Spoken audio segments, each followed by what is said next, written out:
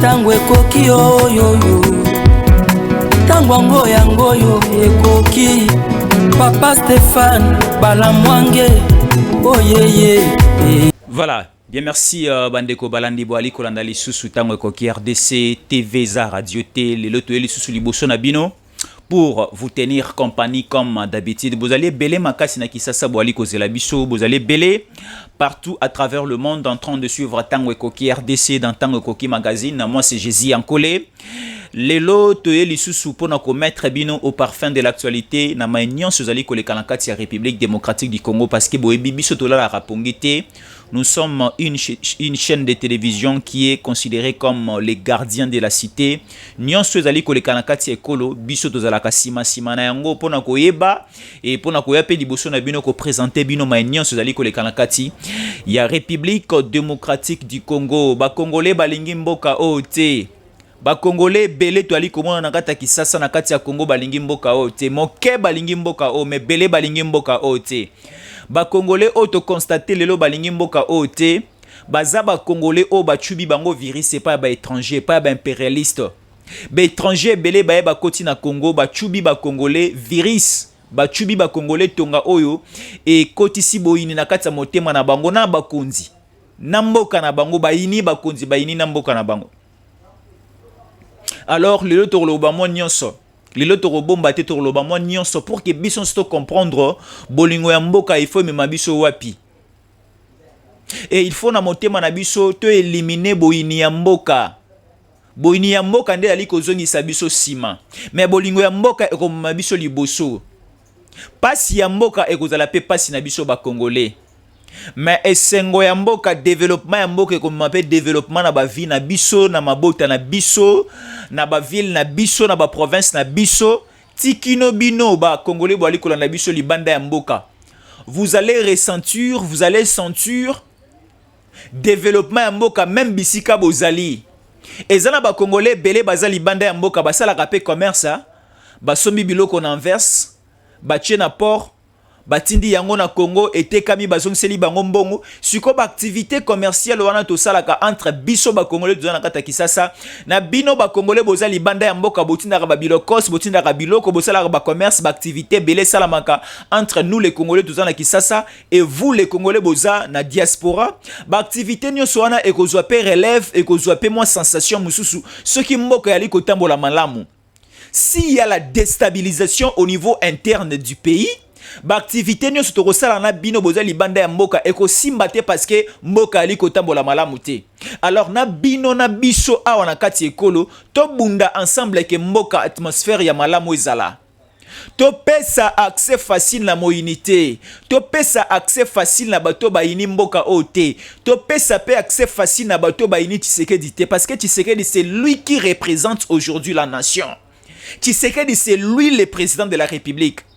Olinga Tshisekedi, c'est lui qui est en train de télécommander aujourd'hui la nation congolaise. Alors, tellement que c'est lui qui est à la tête du pays, nous sommes tous censés de lui soutenir, de lui prêter la main forte. Yako sungayana makanisi, yako sungayana ba idée. Pour que asala malamu mboka kende liboso bison sto vivre bénéfice ya mboka. Mais tout le monde likité à bande kwebele basangani pona ko déstabiliser mboka likité à bande kwebele lelo to ali kolongo la bango bilamba lelo bolumbu na bango ne sokolagisa yango à la face du monde to comprendre bino pe bo comprendre que baza baini ya Congo baza banko ime balati loposo ya ba meme po biso to se perdre na bango après ba trahir biso comme ba trahissa biso na régime passé. Bandeko oyo ba prêter main force na Kabila o azalaki étranger mais balingi ko prêter main force et pas Tshisekedi te. Fayulu a travaillé avec Kabila. Fayulu a aidé Kabila ya ko sala nyonso asala ki na mboka. Oh oui, Fayulu était député provincial à l'époque de Kabila. Fayulu était député national à l'époque de Kabila. Fayulu a prêté la main forte à Kabila. Matata po nous n'en parlons pas. Moïse Katumbi Kutu tolobate. Baza bato o ba prêta ki main forte na Kabila po Kabila a boma mboka oyo. Po Kabila a kunda a komisa mboka o jusqu'au niveau où nous sommes. Mais tozwi ngolu ya kozwa mwana ekolo mwana mboka Tshisekedi. qui est de père congolais, qui est aussi de la mère congolaise, mais batebele balingi ete. Botala siko, nous sommes à quel niveau? Les autres bimisa complot au Kabila ali kosala na Katumbi, parce que déjà Kabila a promis à Katumbi.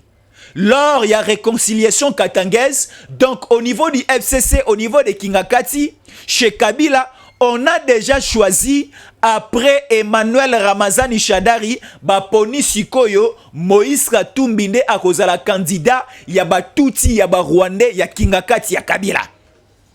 C'est Moïse Katumbi qui va représenter les PPRD, FCC, la communauté Tutsi qui va représenter Paul Kagame ici au Congo dans l'élection 2023. C'est Katumbi. Déjà Baponié. Alors na sima kopona Katumbi ba recruter ba joueur o ba rozala ensemble derrière Katumbi pona ko déstabiliser mboka oyo pona ko salir image de marque ya Tshisekedi. Toali koloba yango toali kolakisa bino ba vidéo à l'appui.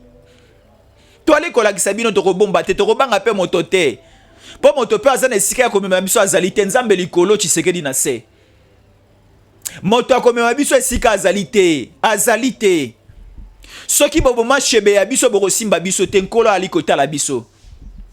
Soki boboma Arma Matungulu biso borosimba biso te makila na biso ekoganga penzamba kolinga te to kufa lelo parce que to ali kobunda bitumba ekolo. Dieu n'avait pas permis que Moïse de la Bible israélite akufa avant que son peuple ait la libéré na Israël na Égypte na captivité à Pharaon. Baluka Moïse na banzela nyonso. Depuis son jeune âge, depuis qu'il était bébé, Baluka Moïse baba bomaye. Parce qu'il y avait une loi votée au niveau de l'Égypte. Ba bébé nyonso ya mibali o bakobota manalisanga ou bien na mabota ya ba israélite fo ba boma bango. Et Baluka Moïse, depuis qu'il était bébé, et à la fin, Moïse a eu mission en colo pour libérer les peuples d'Israël de la captivité au Bazalaki Nayango, na Katia Égypte. Bisope lelo borosimba moli mon abisote. Borosimba âme, corps, moli mon abisote, parce que nous avons une mission bien établie par Dieu pour te sauver Moka Oyo. Toloba vérité à tout moment pour la Moussaba Congolais, bakende na ngambo ya impérialiste te. Ezali mission en kolo apesi biso. Ce qui boboma Chebea, oui, Chebea est parti. Ce qui boboma Arma Matungulu, oui. Ce qui boboma Thérèse Kapangala, oui. Ce qui boboma Ndekonabiso Rosimu Kendi, oui, mais ici, à cette époque, avec Tshisekedi, Bokosimba Bisote, parce que nous sommes en train de téléguider un combat pour l'intérêt de la nation. Voilà ce qui s'est passé. Matata Ponyo a sali conférence de presse. Na conférence de presse, ya Matata Ponyo, à la kisi Jupe, ya Moïse Katumbi Oyo, babeti yango masasi. Bali koloba ke c'est la police ya Tshisekedi ezali armée ya régime ya Tshisekedi ne ebeti masasi na jeep ya Moïse Katumbi po ekoma na état o ekomi na yango pour assassiner Moïse Katumbi. Est-ce que Moïse Katumbi est congolais po biso to landela ito boma? Non. Tala place bakomi komema biso. Moïse Katumbi a une milice. Parce que tout le monde dans marche il y a samedi, il y avait des jeunes tout autour, il y a Moïse Katumbi avec des armes, avec des revolvers. Tout le monde y a un lemba. Moi j'étais là en train. J'étais ensemble avec mon caméraman. Tout le monde Moïse Katumbi tant ali koki makokota na jeep na ye. Tout le monde avec des jeunes vêtus en blanc, avec des polos blancs, avec des pantalons blancs, bazana ba revolver, na ba poche ya ba pantalon na bango. Et ce sont de mêmes milices de Moïse Katumbi, oyo ba koma ki ko tuer et pas ba jeunes congolais, pour ba alourdir le nombre de morts, ba ba que c'est Tshisekedi. Ce sont les policiers de Tshisekedi. Ce sont les militaires du régime Tshisekedi. Neba bomi batu. Ce sont les milices de Katumbi. Neba koma ki koturé à la population. C'est clair et net. Ce sont les mêmes personnes. Oba komi koturé ba balle na ba dupe ya ba leader ya opposition pour que à la fin basa la bilan na bango, ce sont les policiers de Tshisekedi, ce sont le régime, ce sont le militaire du régime Tshisekedi ne bali ko sala onu sali koleka. Te comprendre bino déjà. Parce que le souci c'est quoi? Ba organiser marche pas pour les Congolais, mais va organiser marche pour envoyer un message à la communauté internationale et va atteindre objectif na bango. Nous allons vous le démontrer que va atteindre objectif ya mayo banda ekoluka. Mboka na biso c'est côté virus. Voilà, nous allons lire ceci rapidement. Des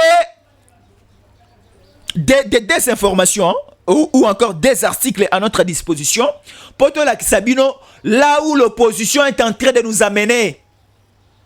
Alors na sima ya marche ya opposition na nyonso oba planifié qui il faut ba milice oba zalaki derrière Katumbi oba zalaki bien armé ba tirer sur la population. Certains jeunes oba on a ko accompagner bango et belé bazana ba hôpitaux et belé ba kufi et belé pe baza blessé et zalaki ke marche na bango ya opposition, il faut pas enregistrer ba mort, il faut pas enregistrer ba blessé pour bâtir un message na communauté internationale et cible na bango ba atteindre cible na bango ba atteindre au banda ekoluka ba atteindre parce que awa déjà le cardinal Ambongo condamne le comportement de la police de Tshisekedi. Cardinal Ambongo condamne le comportement de la police de Tshisekedi. Donc cela veut dire quoi? Moïse Katumbi, Matata Ponyo, Martin Fayulu et Delis Sanga, souci na bango ezalaki batoba zoka, batoba kufa. Tala siko akolis na bango. Tala siko moninga na bango Ambongo. Yepa lobby. Lui aussi a condamné le régime Tshisekedi pour dire que batoba kufi. Batoba Zoki, il y avait de la violence. Parce que les 4 leaders de l'opposition ont besoin d'une mission et pas à Joseph Kabila Kabange que ceux qui battent na terrain ayo kake batoba Zoki, ayo kake batoba Kufi pour na ko baby sa image de marque à Tshisekedi. Voilà les condamnations commencent à tomber. Un acolyte de Kingakati répondant au nom de cardinal Ambongo, lui aussi a condamné les comportements de la police. Il a condamné les comportements sous le régime de Tshisekedi parce que elle a qui souci na bango. Yako baby sa image de marque ya mboka na biso. Parce que à part le cardinal Ambongo, nous allons vous lire quelques organisations et quelques pays au ba condamné nyonso et les gars qui opposition parce que elle a qui message balenga qui balancer. Ici répression violente de la marche de l'opposition, les condamnations se multiplient. Le Royaume-Uni donne également de la voix et condamne le comportement du régime Tshisekedi. L'Angleterre aussi a condamné le comportement de la police et le régime Tshisekedi. Et sali suko Katumbi moi lenge sekona motema parce qu'elle a qui mission na bango. Balingi ba kokanisa Tshisekedi na Kabila. Balingi ba zoma kila ba déposer yango na maboko ya Tshisekedi. Balingi ba zoma kila ba pakola yango na chemise à pembe o Tshisekedi alati. Parce que Katumbi avait amené ba milice ba katakatanga oyo balakaki na République démocratique du Congo ke bako mema sizo bako kata katanga. Katumbi a transporté bango ayaki na bango na Kisasa ba accompagner ki pe Katumbi na marche na bango ya samedi. Et alors bandeko wana tomona ki bazalaki na ba arme. Ce sont les mêmes personnes au bakoma iko tuer sur la population comme ça. Bato oyo bango moko ba bengisi na marche. Bato oyo bango moko ba corrompre na ba billet de banque $20 à chacun. Baya na marche, ce sont les mêmes personnes au Katumbi atini ba milice na ye ba banda couturer sur bango.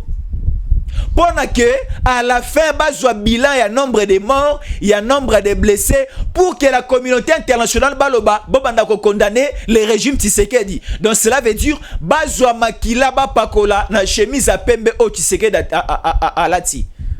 Nous sommes allés d'entrer où, d'aller où avec ces personnes. Là, c'était le Royaume-Uni. N'est pas condamné ce qui s'est passé le samedi. RDC, à son tour, l'Union européenne condamne la répression violente de la manifestation de l'opposition. Donc, opposition et c'est là qui? Parce que l'Union européenne, baza sima bandoki o bazali ko travailler pour déstabiliser Tshisekedi. Parce que Mondele alingaka autonomisation te. Mondele alingaka indépendance ya Congo te. Mondele son souci eza que Congo ezala toujours na ba problème. Poye aya kana ba aide na ye. Poye aya toujours azala toujours présent et aïba azwa oyo atirara toujours profit na sima ya Congo. Alors tellement que ba remarquer qu'il y a un homme puissant o azali comme mboka o na stabilité na yango na indépendance totale na yango oyo Congo etikala kozwa indépendance te parce que indépendance ya Congo ezala ko bele na monoko. Congo etikala na kozwa indépendance te. Congo est comme kozwa véritablement son indépendance avec Tshisekedi. Alors Mondela ali ko sepela te. Mondela ali ko sepela te. Yango suko les impérialistes bali ko luka les voies et moyens ndengani de bakoki ko zongisa un touti au sommet de l'état. Alors ba sélectionner Katumbi. Balobi Katumbi ye moko na makasi na ko kokate. Ba Zui Joseph Kabila Bachie sur les épaules de Katumbi pour apprêter la main force ba bousculer le régime Tshisekedi. Alors ba Congolais te permettre le ko ote. Parce que Congo est perdant indépendance totale na yango lorsque Joseph Mobutu ba assassina ba kimise na Congo. Et c'est là qu'il y a un assassinat spirituel superficiel parce que Mobutu a koufa na mikolo o esengala ki a koufa te. Mobutu est allé mourir au niveau du Maroc parce que quoi? Il y avait une pression occidentale accompagnée par le Rwanda, piloté par quelqu'un qu'on a appelé Mouzé Kabila. Et place Wanane autonomie congolaise, indépendance congolaise, ba boto la biso yango ba pesa yango ba zongisa yango epa ba paya.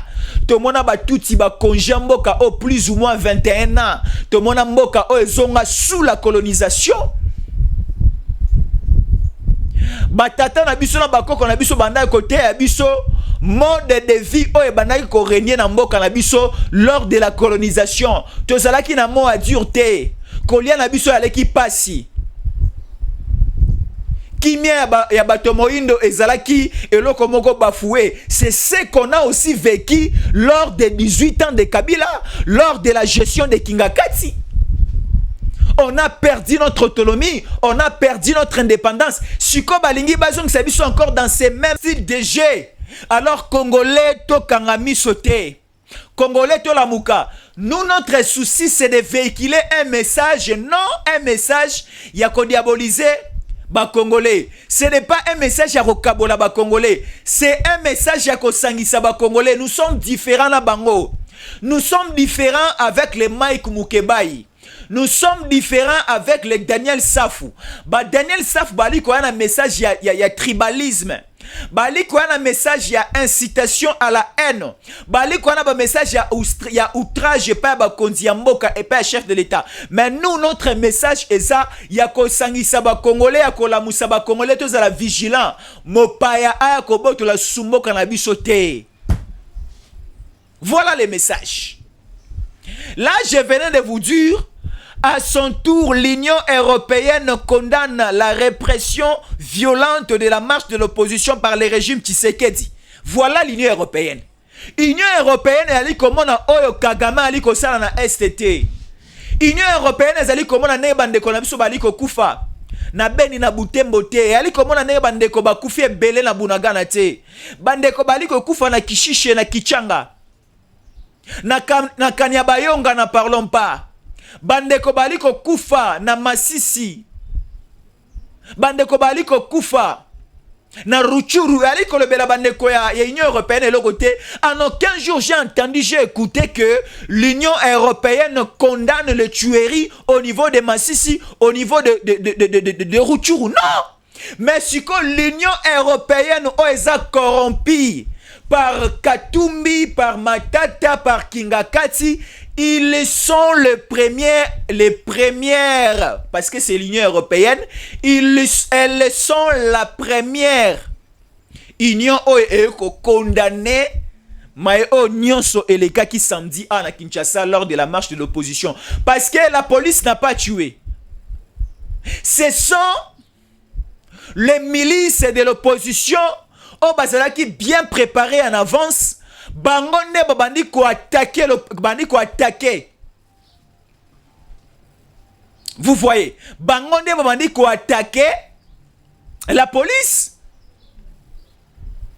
Bangonde bandi ko attaquer la police. Même c'est notre enfant ici de 14 ans, un mineur utilisé par le pouvoir de Kingakati, utilisé par Katumbi.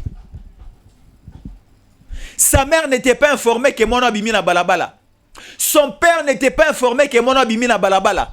Mais joué par l'opposition un mineur, sélectionner un mineur, kotisi yé na kati ya milice na bango pour déstabiliser Kinshasa, pour déstabiliser la capitale. Et cette pratique est condamnable. Cette pratique est condamnable parce que ceux qui te zonimo mouké na sima. On dit dans les dossiers de Jean-Pierre Bemba Gombo au niveau de la CPI, dossier Ozalaï qui pesait sur Jean-Pierre Bemba Gombo, on disait que Jean-Pierre Bemba Gombo a kotisa ki ba mineur na katia armée na à l'époque. Et aussi aujourd'hui l'opposition de Katumbi, l'opposition de Matata ba kotisi pe ba mineur na kati. Ya milice na bango pour déstabiliser l'ordre public, déstabiliser la capitale. Ils doivent être poursuivis. Namayo basalaki le samedi. Là c'était l'Union européenne. Monusco pe ali na sonité à Koloba. Boyo kakape soni. À un certain niveau dans la vie, soni pe zalaka important la vie à moto. Moto soko ali na sonité comme rappelle moi pasi. Côté là on a mis somi balé. Moto dans la vie, soni na vie à moto pe zalaka important koyoka soni. Parce que soko moto a sonité okoki pe okende pa babokilo sengi toilette. Soko ali moto a sonité okoki pe kolongola bilamba devant moi si pe bana na wali ko suba. Soko ali na sonité. Soni ezalaka important na vie à moto parce que soko ali na soni okoki ko se permettre kolongola bilamba na miso batoté.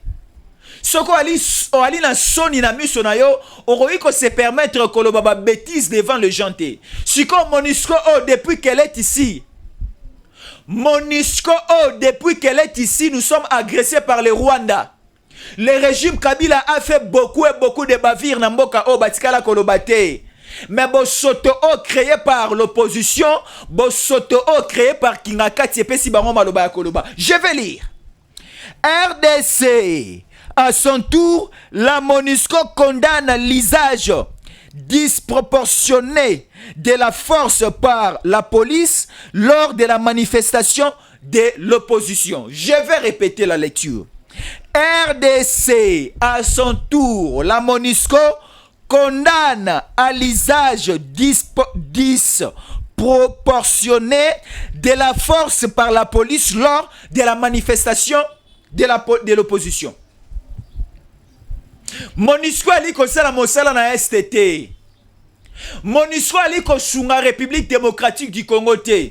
Parce que la mission des Nations Unies au Congo appelée la Monusco est ici pour protéger la population et leurs biens, pour aussi créer ce que nous appelons en français la stabilisation de la paix na territoire national Mobimba.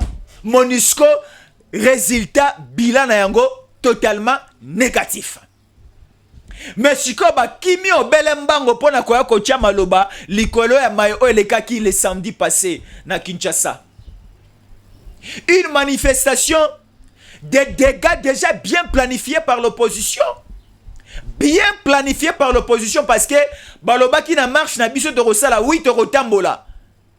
Ce qui te tamboli na kimia et rosala SNOP et kozala quelque chose et kozala bénéfique pour na Tshisekedi. Oui to kotambola. Maintenant si ma kotambola na biso, il faut te commettre pe ba dégâts.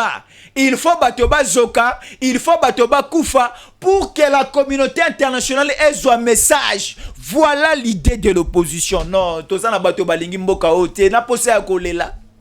na pose ya kolela Congo to asu na bato ya elengi ya komona na miso te to asu na baninga malamu na Congo te to asu na batata malamu na Congo te ebele ya ba Congolais si basombami ebele ya ba Congolais si bachubi bango virus si bakemo sika ya elengi ya kopona Congo ekende liboso to tikale moke otali kobunda pour la nation.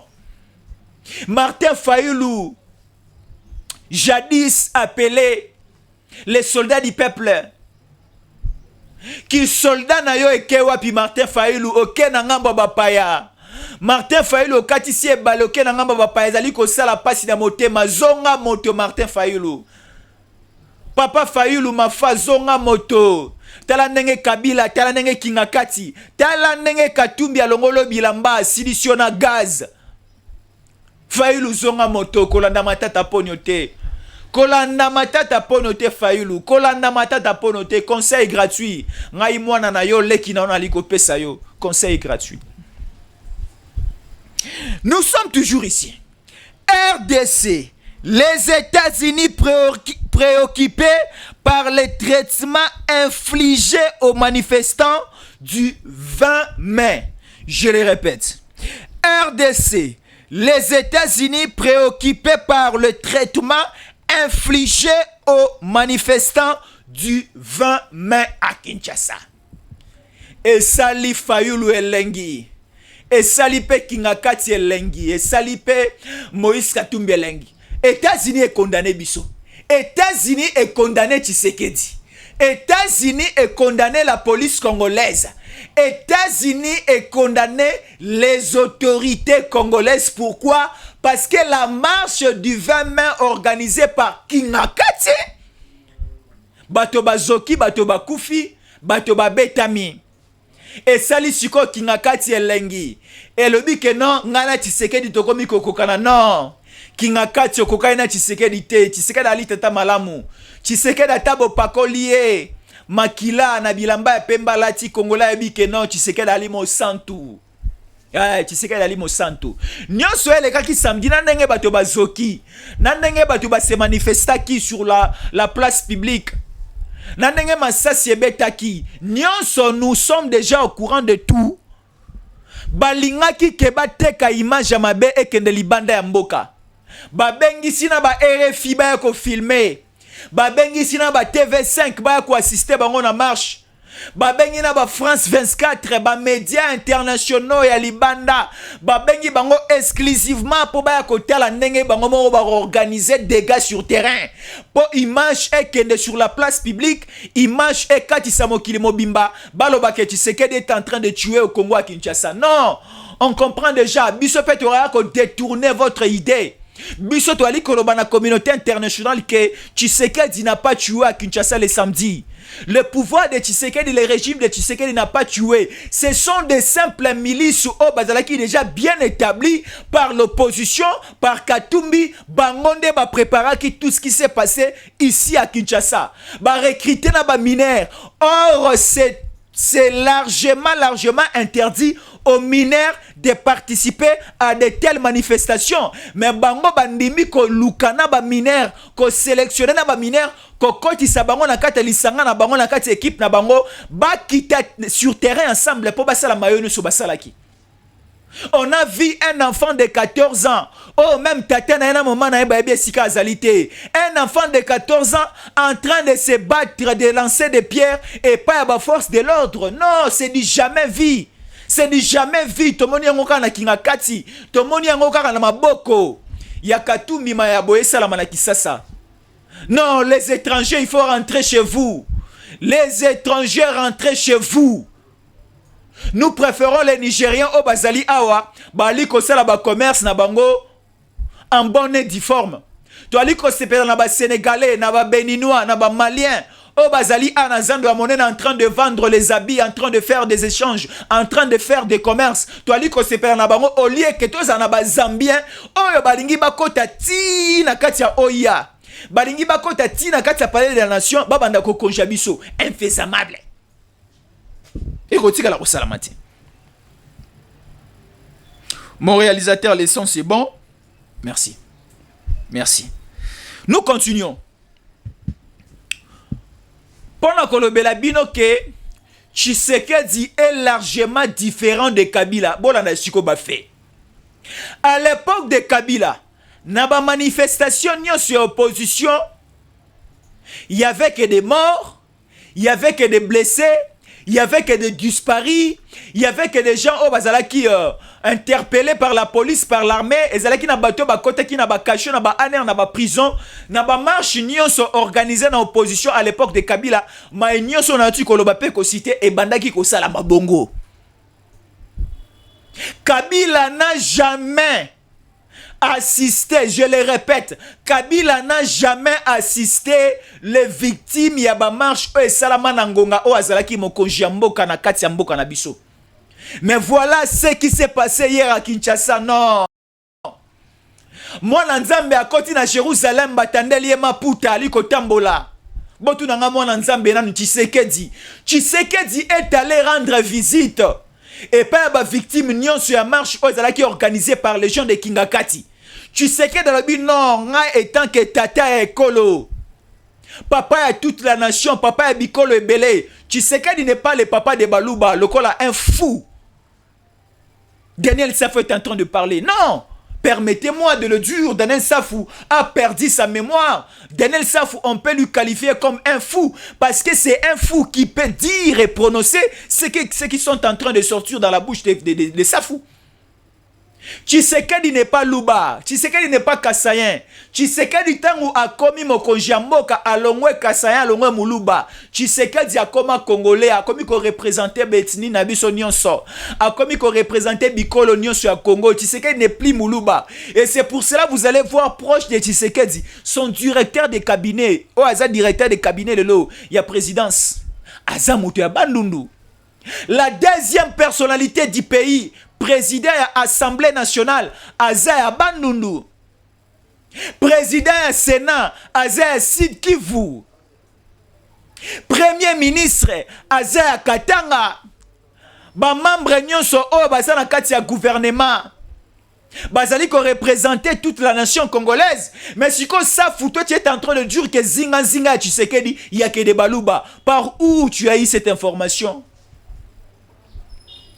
Safou n'est pas honorable. Safou est déshonorable.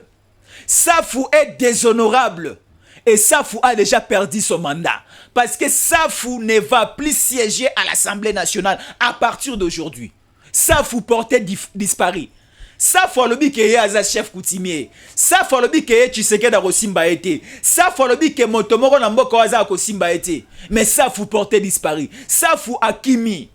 Lelo bakangi Mukebai bali ko sambisa Mukebai. Martin Fayulu akimi Mukebai.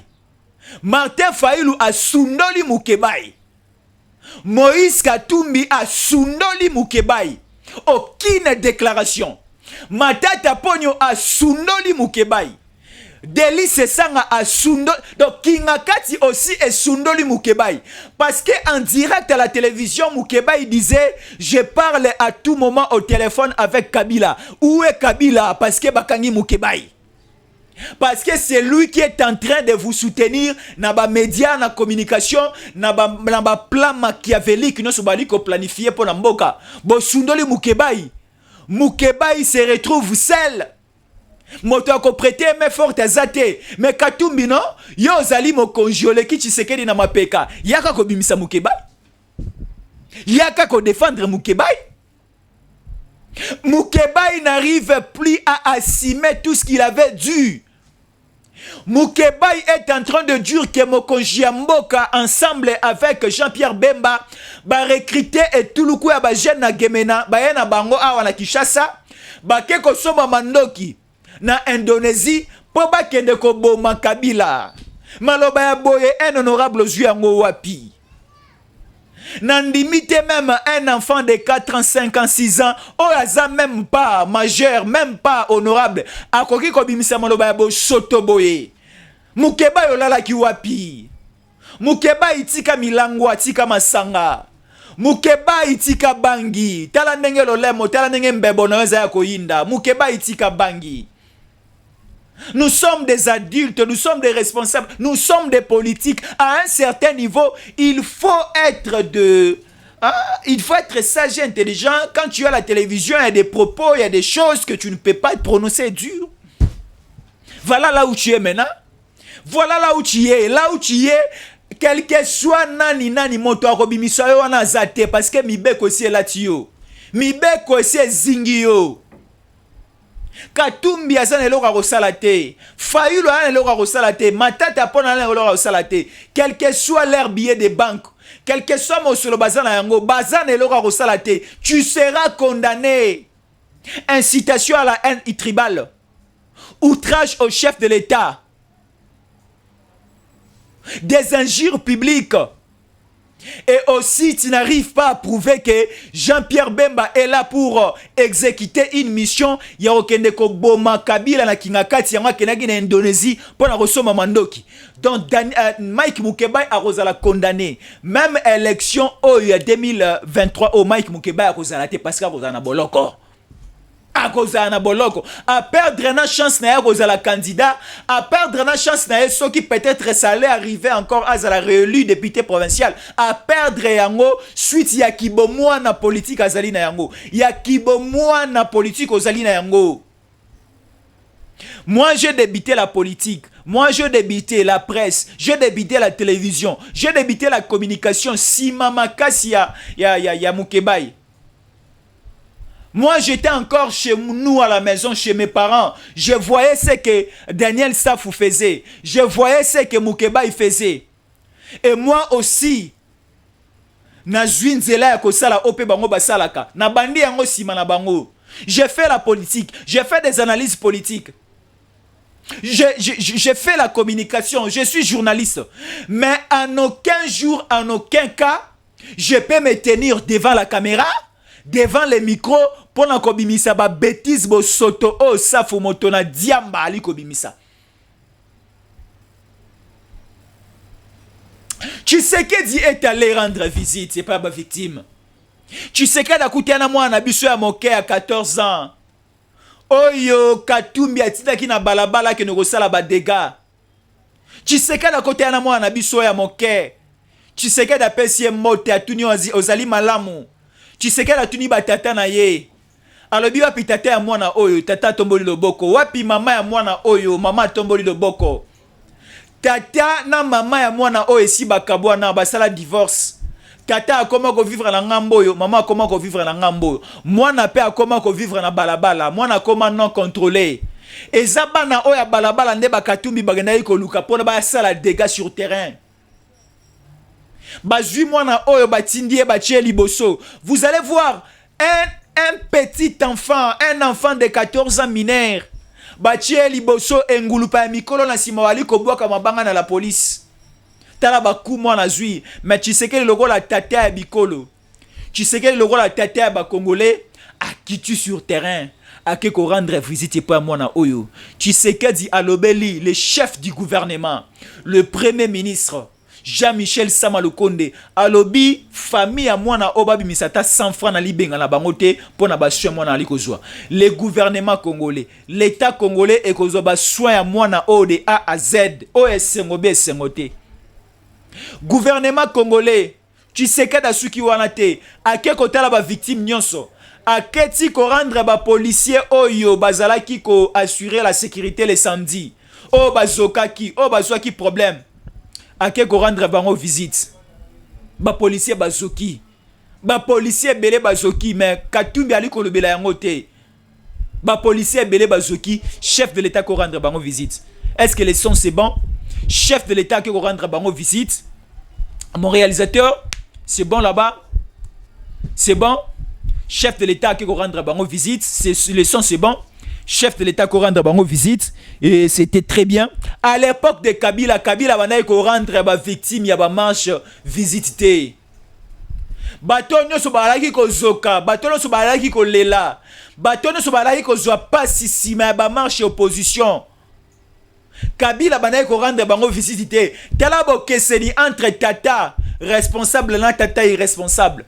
Tala bo keseni entre Kabila na Tshisekedi. Tshisekedi pasi ya ba Congolais de la takaya motema.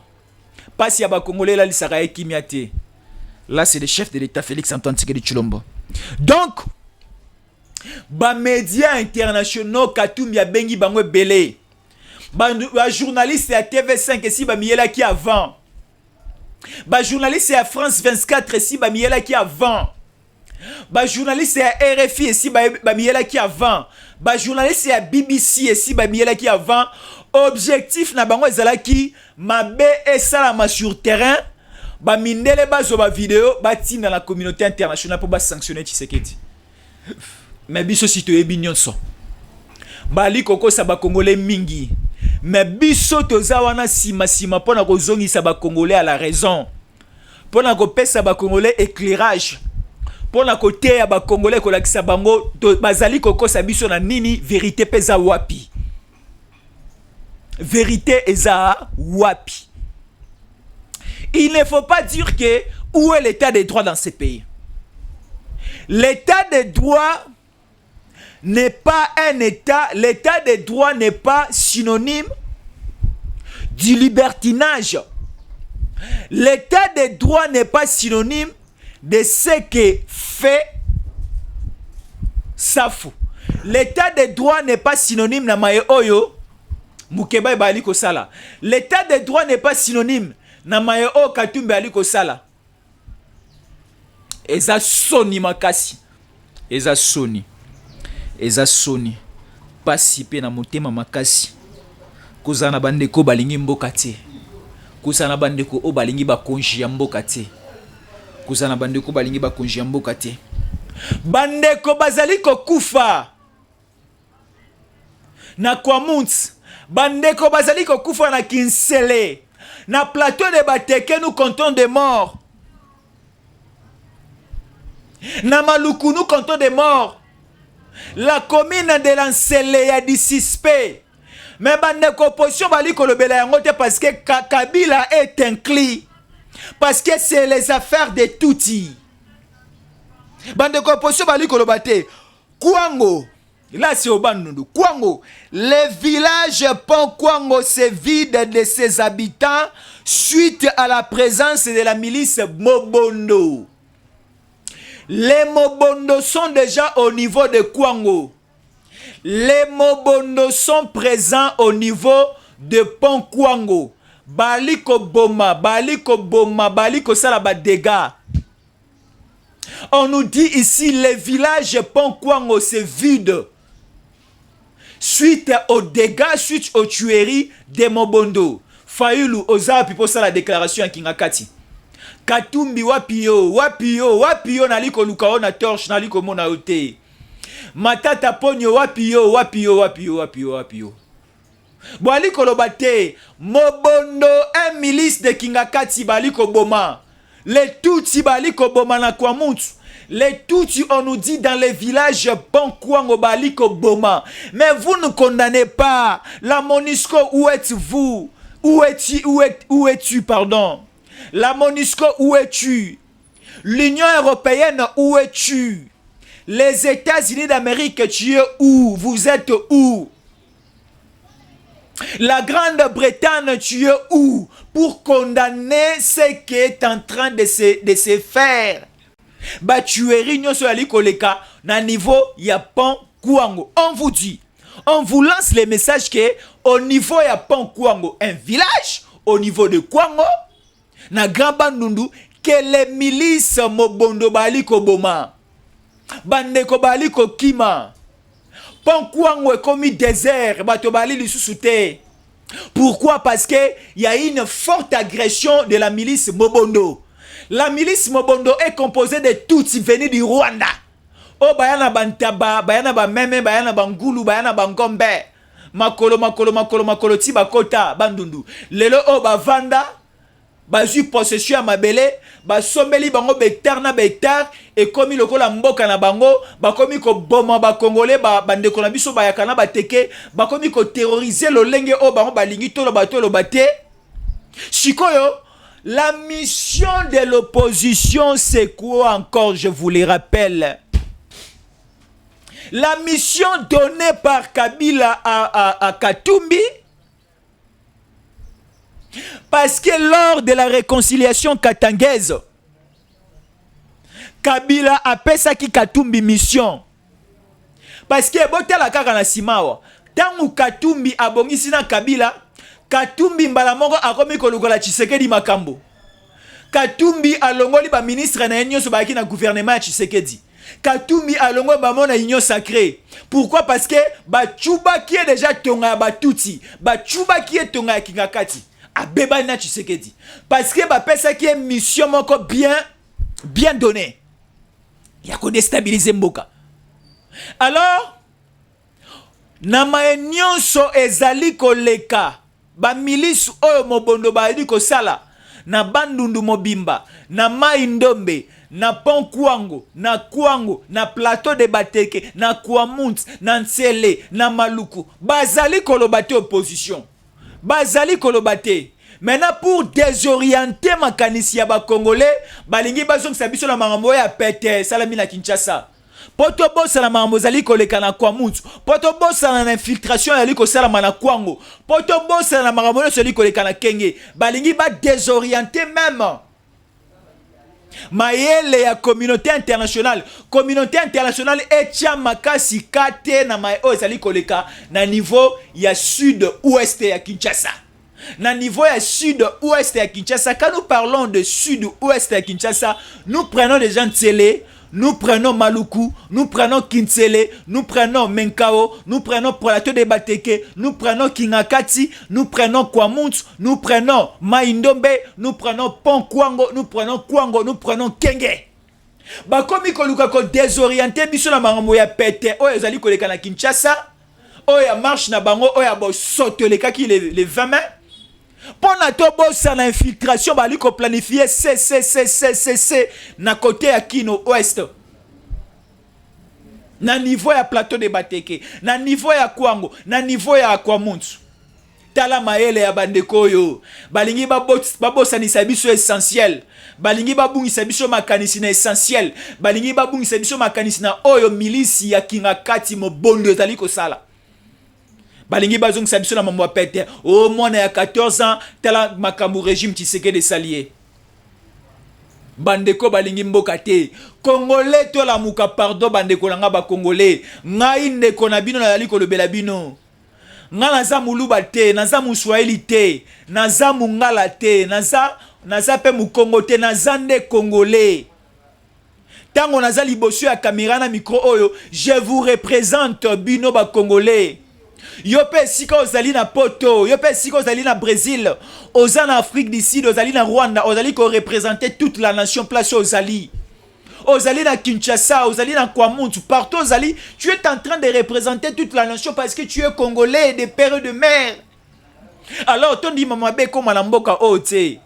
Ceux qui ozali véritable congolais yo faut za la makanisa ko soutenir ba konjo bali ko kamba mboka oyo bako sayo atela mabe moko te likola Tshisekedi bako sayo atela mabe moko te likola ba konjo bali ko kamba biso la police bali ko moneza police na yo ceux qui ont un problème benga la police oyo ko sunga yo ko batela yo ko sécuriser yo oui na kasa la police bambuma mabe zangite bangonyo se pe baza mabete ya malamu nde bazebele mais mission mosala o la police ali ko sala biso ezali mosala ko sécuriser biso na biloko na biso alors to boaka boso to likolo ya la police na biso te to soutenir ne bango to soutenir bango. Merci beaucoup ezana bande ko belé bali ko tinde la biso moi et tout le coup est belé information à chaque fois. Si vous avez besoin d'entrer en contact avec nous, de nous envoyer des informations, de nous donner des idées, de travailler ensemble avec nous, d'être ensemble avec nous, contactez-nous, contactez-moi Jésus Ankole, moi c'est Jésus Ankole, na plus 243 81 57 20 388 sur WhatsApp, sur appel normal au Benginga Toro Solola. Toko se partager, toko beta masolo belo etali mboka, masolo kaka ya bolingo ya mboka. Soki oyelinga masolo ya bolingo ya mboka nde tokotambola malamu. Soki oyelinga ka masolo ya bolingo ya mboka nde tokosolola malamu. Mais soko oyelinga masolo ya kokata mboka, ya kokabola mboka, ya koyina mboka, ya koteka mboka, ya koyina bakonzi wana nona okanga mato yino so mibale. nakokanga na zolo pona yoka ta solo ya nzoto na yo te, nakokanga na miso pona mona ta image na yo ya bosoto te. Mais soko elinga masolo ya mboka ya malamu, masolo ya développement, masolo ya kosunga bakonzi, masolo mboka ekende liboso, masolo solo ya malamu bima na mboka, nde na kosepela na nde na koyamba yo na plus 243 81 20 plus 243, je le répète, plus 243 81 77 20 388. Nous touchons déjà la fin de notre émission. Merci Nabandeko Toubalandi Biso et nous vous disons de rester toujours fidèles au programme de Tango Koki RDC. Merci. Tango Koki yo yo yo. Tango yango yo Koki. Papa Stéphane Balamwange. Oh yeah yeah.